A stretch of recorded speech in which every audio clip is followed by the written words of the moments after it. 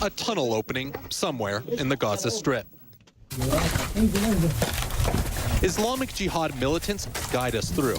It's hot and humid, narrow and low-hanging. It feels claustrophobic. As you can see, many of these tunnels are reinforced with concrete to protect them from caving in, but also from potential airstrikes. Israel has a different name for them, terror tunnels. We use them as a shield against heavy missiles fired by F-35 and F-16 aircraft, as well as helicopters, so that our fighters can move and play their role defending the Palestinian people. They've also proven effective for smuggling arms and launching attacks into Israel. Abu Abdullah gives the fighters a pep talk, telling them not to be afraid.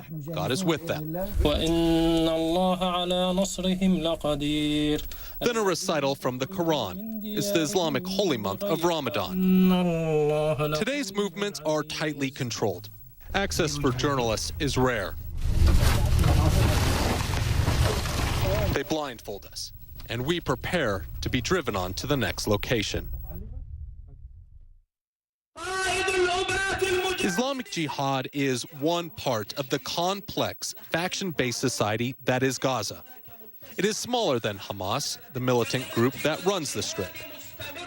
But late last month, Islamic Jihad triggered the biggest exchange of fire over Gaza for 4 years. Israel bombing 60 targets in response to about 100 rockets and mortars fired from launch sites like this one. So he's telling me this weapon system here has the range of about 4 to 6 kilometers. It was recently used against Israel. Abu Abdullah says the attack was revenge for the deaths of scores of Palestinian protesters killed by Israeli soldiers on the Gaza-Israel border. The world hears the conflict only through Netanyahu's voice.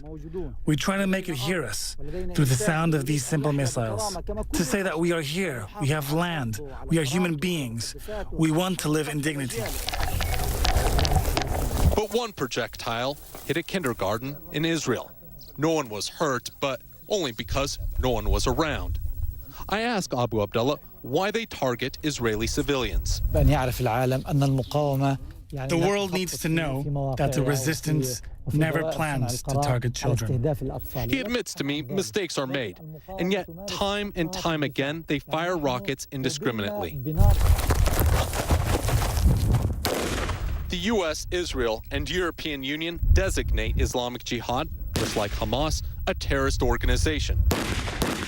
The group has few friends abroad, but it's not totally isolated. Israel is proud of its support from the United States, and we are proud of Iran's support of the Palestinian resistance on the moral and logistical level. There is nothing wrong with it, and it is not a secret. Gaza's tragedy can be described in a host of different ways. Having militant groups in charge committed to Israel's destruction is just one of many.